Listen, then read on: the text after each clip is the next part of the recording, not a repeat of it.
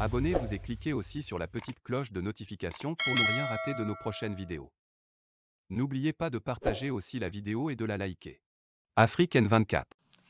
La Asamblea escuchará un discurso del excelentísimo señor Faustin Archange Touadéra, jefe de Estado de la República Centroafricana. Pido a protocolo que acompañe a su excelencia. En nombre de la Asamblea General, tengo el honor de dar la bienvenida a Naciones Unidas al excelentísimo señor Faustin Archange Touadéra, jefe de Estado de la República Centroafricana, y de invitarlo a dirigirse a la Asamblea. Merci. Monsieur le Président, Mesdames et Messieurs les chefs d'État et de gouvernement, distingués chefs de délégation, Mesdames et Messieurs, en prenant la parole au nom de la République centrafricaine à la 77e session ordinaire de l'Assemblée générale des Nations unies, je tiens d'abord à féliciter M. Saba Korossi pour sa brillante élection à la présidence de notre session. Votre parfaite connaissance de la scène internationale ainsi que vos grandes qualités personnelles sont un atout et un gage du succès de nos travaux et constituent indiscutablement un motif de fierté pour la Hongrie, votre beau pays. Je voudrais également saluer l'excellente qualité du travail abattu et les résultats obtenus par M. Abdullah Shahid au cours de la 76e session. Je réitère ma gratitude à l'endroit de M. Antonio Guterres, secrétaire général de l'ONU, pour son engagement soutenu en faveur de la paix et de la sécurité internationale et les appuis constants des Nations unies en faveur de mon pays. Permettez-moi de rendre un vibrant hommage à Sa Majesté Elisabeth II, reine du Royaume-Uni et du Commonwealth, véritable icône de la paix, qui a su, durant ces 7 décennies de son règne, entretenir d'excellentes relations d'amitié et de coopération entre le Royaume-Uni et les pays du Commonwealth et l'Afrique, et particulièrement avec la République centrafricaine. Monsieur le Président, la 77e session de notre Assemblée, convoquée autour du thème principal « Une nouvelle ère des solutions porteuses de changement pour relever les défis interdépendants », nous offre l'occasion solennelle de nourrir la réflexion sur des défis partagés qui constituent des motifs sérieux d'inquiétude pour l'avenir de l'humanité. Plus que jamais, la question de la sécurité, de la paix, de l'environnement, de la santé entre dans une phase qui nous est critique. Cependant, les signaux d'alerte sont méprisés au profit des intérêts économiques, géopolitiques et géostratégiques. Monsieur le Président, le rôle des Nations unies n'est-il pas de transformer le monde, de le rendre plus juste et plus sûr, et de garantir la dignité de chacun de nous, quel que soit le contexte mondial? En effet, les nombreux foyers de tension et de crise dans le monde interpellent notre conscience collective et nous renseignent par ailleurs que notre organisation est le produit d'une ère révolue. C'est pourquoi la République centrafricaine réitère son soutien à la position commune de l'Union africaine qui appelle à la réforme profonde de l'ONU et à l'élargissement des sièges des membres du Conseil de sécurité pour une participation plus juste et plus représentative de tous les continents. Monsieur le Président, la protection de l'environnement, c'est-à-dire de notre cadre de vie, est l'un des défis interdépendants que nous devons absolument relever. Il est temps que les plus grands pollueurs honorent leurs engagements, notamment la mise en œuvre de l'accord de Paris et de la solidarité internationale pour la justice climatique à l'égard des populations les plus vulnérables. Monsieur le Président, le Covid-19 nous a enseigné que la sécurité sanitaire mondiale est un impératif pour toutes les nations sans exclusive.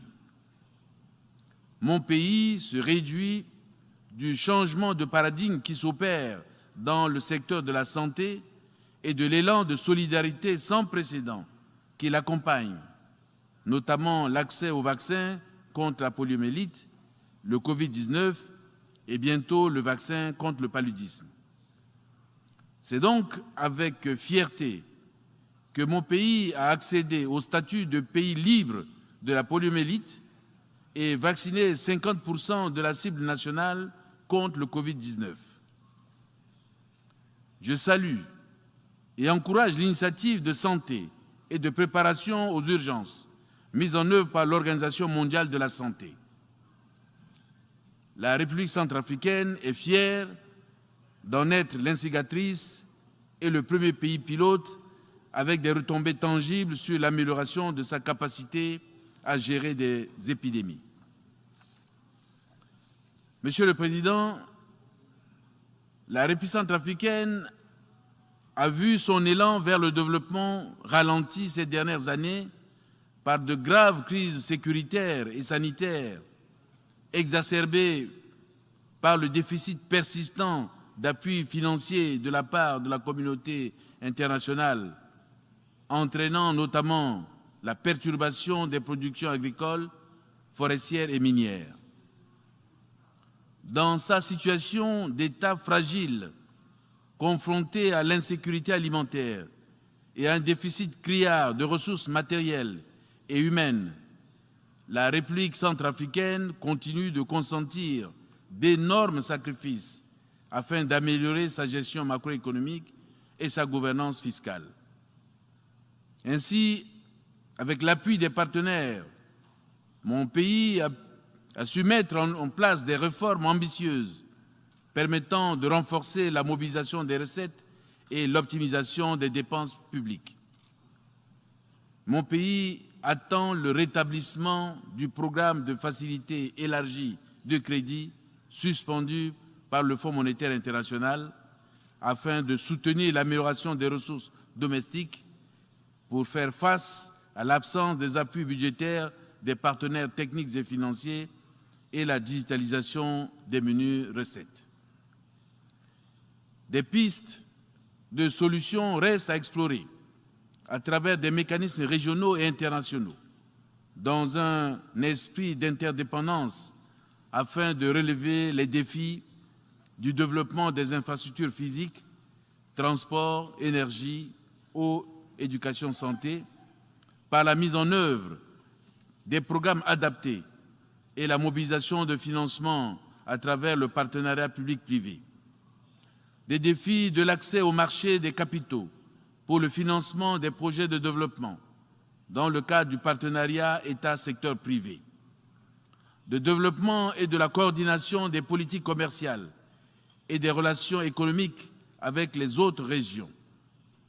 Des défis de l'appui au système éducatif par la formation des formateurs et la création des centres de formation professionnelle.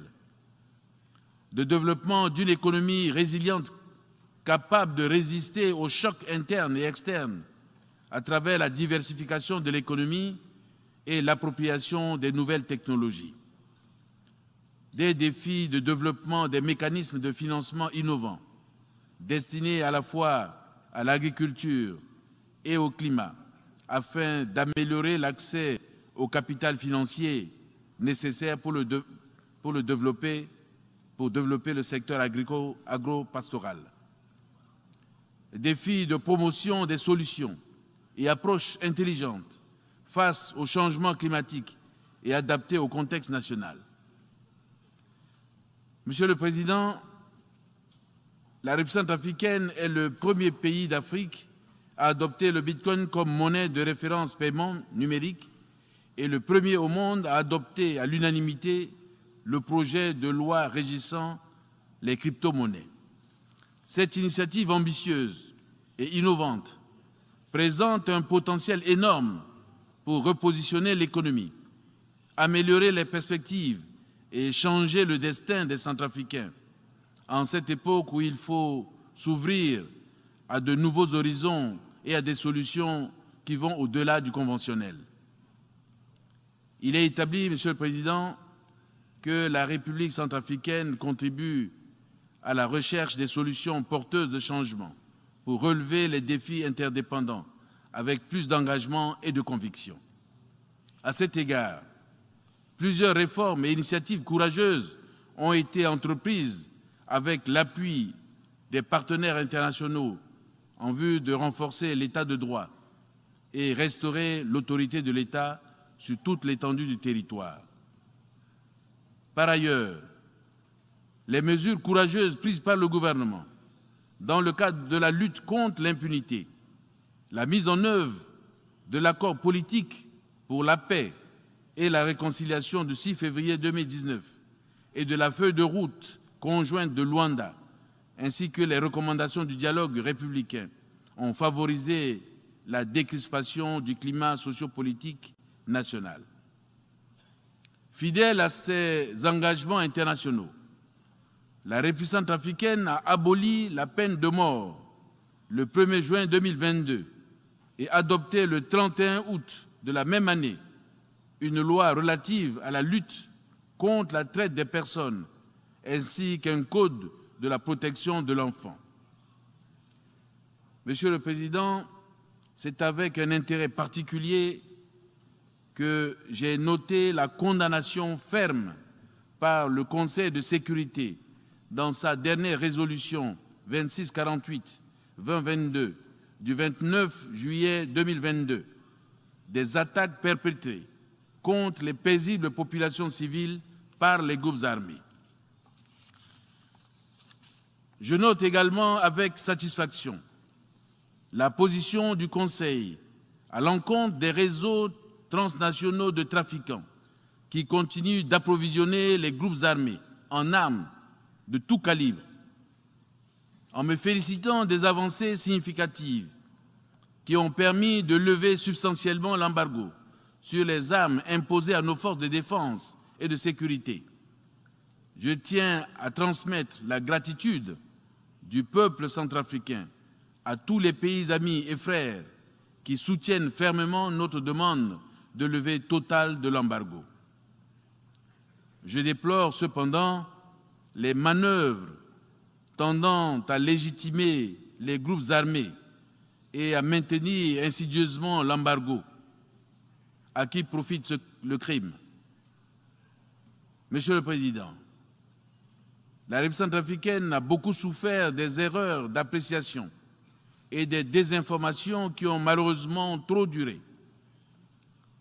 La jeunesse centrafricaine constitue une réserve d'élite qui n'attendent que la paix et la sécurité pour développer leur pays. Je tiens à dénoncer les campagnes de désinformation et de manipulation tendant à décrédibiliser puis à déstabiliser par la force les institutions démocratiques de la République centrafricaine.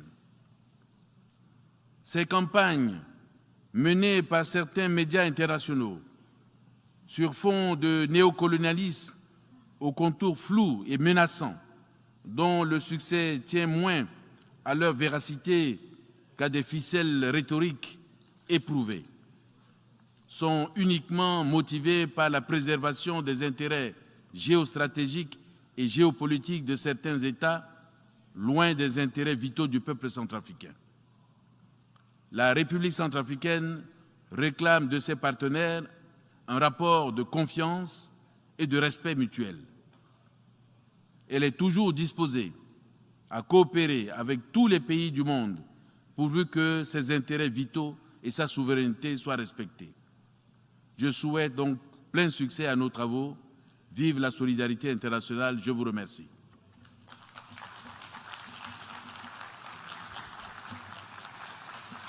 En nombre de la Asamblea, deseo agradecer al jefe de Estado de la República Centroafricana la declaración que acaba de formular. Likez la vidéo si ce n'est pas déjà fait. Laissez aussi votre point de vue en commentaire.